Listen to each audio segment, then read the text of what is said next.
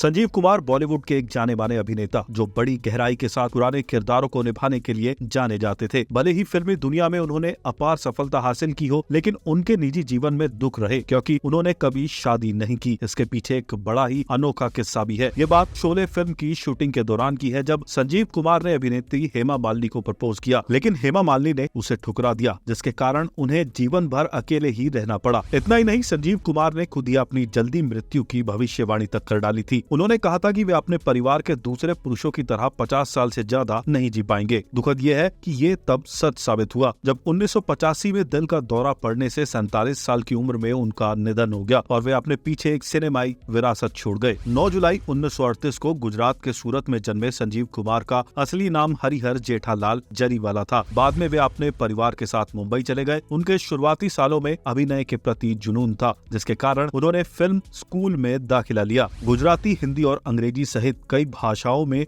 निपुण कुमार के 2 छोटे भाई और एक बहन थी। कुमार ने मंच पर अपनी अभिनय यात्रा IPTA और इंडियन नेशनल थिएटर के साथ नाटकों के प्रदर्शन करके शुरू की। उनके फिल्मी कैरियर की शुरुआत 1960 में हम हिंदुस्तानी से हुई, लेकिन 1965 में आई निशान में उनके रोल के बाद ही उन्हें पहचान मिलनी शुरू हुई। उनके कैरियर में महत्वपूर्ण मोड़ 1970 में खिलौना की सफलता के साथ आया, जिसने उन्हें स्टारडम की ओर बढ़ा दिया और उन्हें अपनी पीढ़ी के बेहतरीन अभिनेताओं में से एक बना दिया। संजीव कुमार की अभिनय क्षमता सचमुच अद्वितीय थी। अपने जमाने के दूसरे एक्टर्स के उलट वे ऐसी भूमिकाएं चुनने के लिए जाने जाते थे जिनमें वो अपने से ज्यादा उम्र के किसी शख्स का किरदार निभाते थे। डायरेक्टर गुलजार के साथ उनके सहयोग से 1972 में परिचय, कोशिश और आंधी जैसी फिल्मों में उनका सबसे बेहतरीन प्रदर्शन सामने आया। कोशिश में एक गूंगे बहरे व्यक्ति के कुमार के किरदार को देख आलोचक भी उनकी तारीफ करने को मजबूर हो गए, जिससे एक वर्सेटाइल और डेडिकेटेड एक्टर के रूप में उनकी इमेज और मजबूत हो गई। उन्होंने अपने समय की कई बड़ी अभिनेत्रियों के साथ स्क्रीन शेयर की, जिनमें हेमा मालिनी, राखी और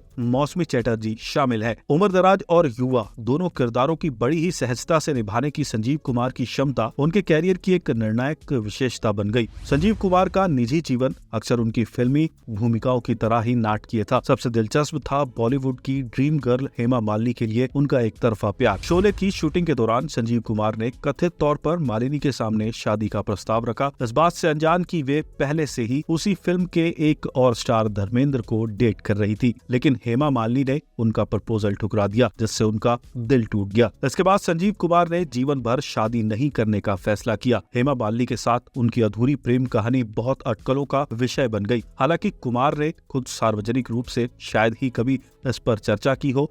अकेले रहने के उनके फैसले ने उनके निजी जीवन को और भी रहस्यमय बना दिया। संजीव कुमार के जीवन के सबसे भयावह पहलुओं में से एक उनकी अपनी ही मृत्यु को लेकर की गई भविष्यवाणी थी। उम्रदराज किरदार निभाने के लिए जाने जाने वाले कुमार ने एक बार ऐसी भूमिकाओं के प्रति अपनी पसंद के बारे में मजाक करते हुए कहा था, मैं बूढ़ा नहीं होने वाला हूँ क्योंकि मैं अपने परिवार के पुरुषों की तरह 50 से ज्यादा नहीं जी पाऊंगा, इसलिए मैं स्क्रीन पर बुढ़ापे का अनुभव भी कर सकता हूं। लेकिन किसे पता था कि उनकी मजाक में कही गई ये बात सच साबित हो जाएगी। संजीव कुमार को दिल की ऐसी बीमारी थी जो उन्हें अपने बुजुर्गों से मिली थी, जिसने उनके परिवार के कई पुरुषों की 50 साल की उम्र से पहले ही जान ले ली थी। अमेरिका में बाईपास सर्जरी कराने के बावजूद उनका स्वास्थ्य तेजी से बिगड़ता गया। जैसा कि उन्होंने भविष्यवाणी की थी, 6 नवंबर 1985 को 47 साल की उम्र में दिल का दौरा पड़ने से उनका निधन हो गया। उनके असामयिक निधन के बाद भी भारतीय सिनेमा में संजीव कुमार की विरासत जिंदा रही। उनकी कई फिल्में उनके निधन के बाद रिलीज हुई और डायरेक्टरों को उनके बाद स्क्रिप्ट को एडजस्ट करना पड़ा। उनकी आखिरी अधूरी फिल्म प्रोफेसर की पड़ोसन थी। कुमार के निधन के बाद फिल्म में उनके किरदार में बदलाव किया गया। अपने कैरियर के दौरान कुमार ने 10 से ज्यादा भाषाओं में काम किया और ऐसे प्रदर्शन दिए जो पीढ़ियों से दशकों को पसंद आए। वे अलग अलग तरह के किरदारों को निभाने की अपनी क्षमताओं के लिए जाने गए। उनकी मृत्यु से बॉलीवुड में एक युग का अंत हो गया, लेकिन भारतीय सिनेमा में उनका योगदान बेजोड़ है।